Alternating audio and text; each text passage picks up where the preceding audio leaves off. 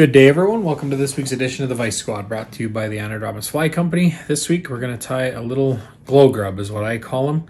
I use them primarily, pretty well strictly for ice fishing. I like to just use these to catch trout.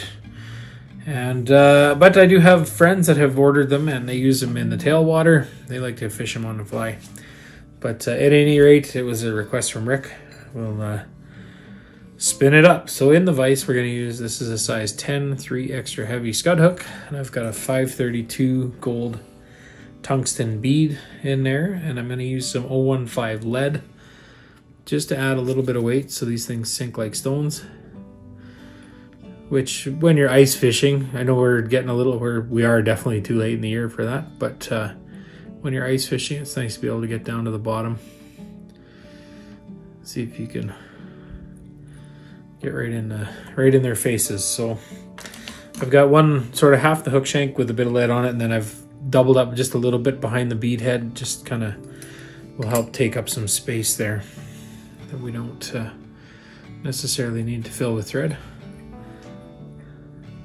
And for the thread, speaking of which, we are going to use some, this is glow in the dark embroidery thread, which comes on a great big spool, and I use my drill and I spool it onto these old bobbins that I've emptied out from other thread.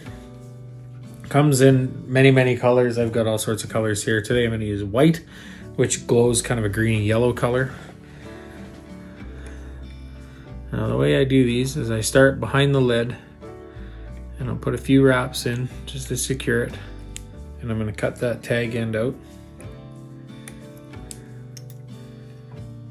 And maybe another wrap or two. Now I'm going to grab a piece of wire. This is gold wire. I do like to match the bead and the wire. Just a personal preference, but I do tie them in all sorts of colors. Greens and oranges, yellow, black, copper looks really good, purple on occasion, pink, all the colors anyway. So what we'll do is we'll take this wire, which is 0.3 mil wire, which is about brassy maybe a little larger than brassy. I buy it in bulk, so I don't know exactly. It's not labeled like ultra wire is. But what I want to do is tie that in right down the bare hook shank. And I have found that it just helps keep a slimmer profile when you get to the bottom, because this thread is fairly heavy. I don't know what the weight of the thread is, what denier it is, but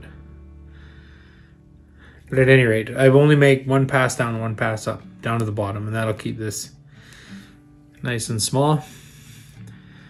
And then we just start building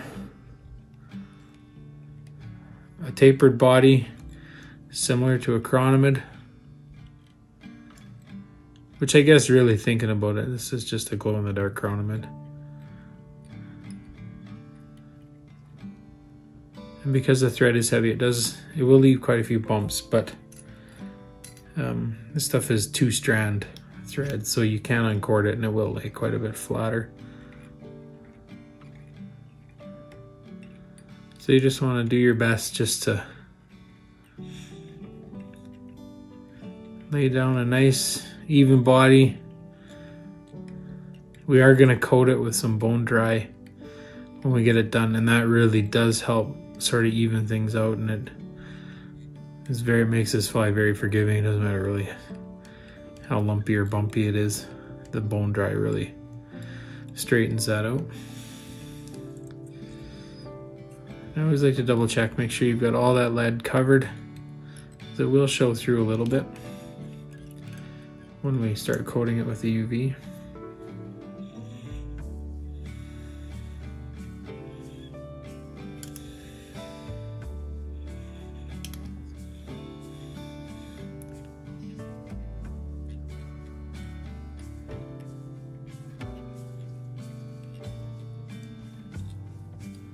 So that's probably good there. And like I said, I'm not too worried. Like on a chironomid, I would want to make sure that body's as smooth and flat as I could get it, but because of the coating here, it doesn't really matter. So I'm going to take our wire, and we'll just sort of make even segmented wraps on the way up. as best you can.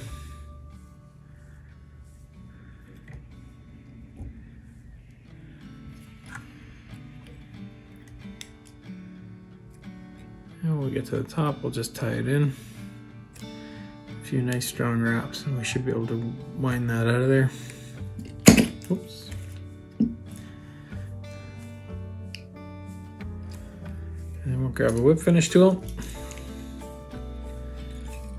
Tie a knot in it, and then that's that part done.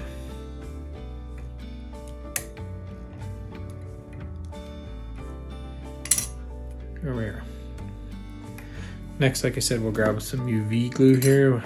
I prefer the Solaris Bone Dry. You could use Solaris Thin, or any sort of thin resin would probably work pretty good as well. I prefer the Bone Dry just because it finishes nice and hard and it's tack free. Whereas the thin,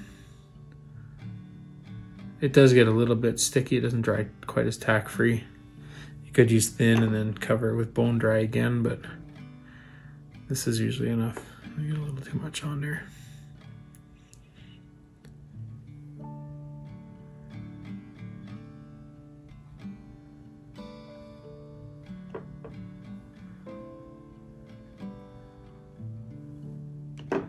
You don't want so much as it fills the grooves of the wire, but I mean, if it does, it does, but you don't need that much on there. I've got a little too much on that one, but I don't think it's going to affect how it fishes at all. So then we'll grab our light and we'll let that cure.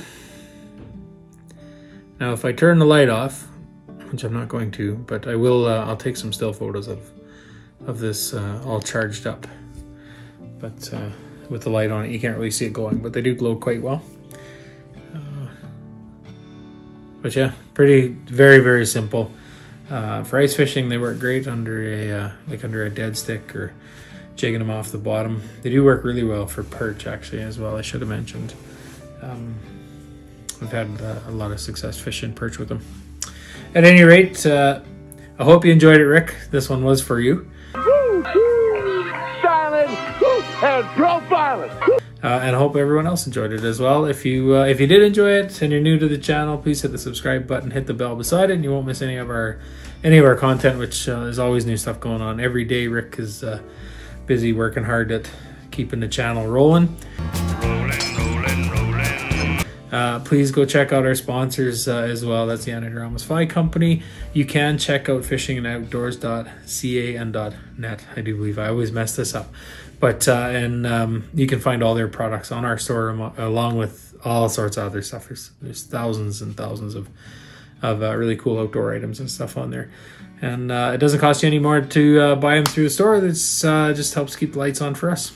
At any rate, I hope you all had a great week and we'll see you next week. Thanks again.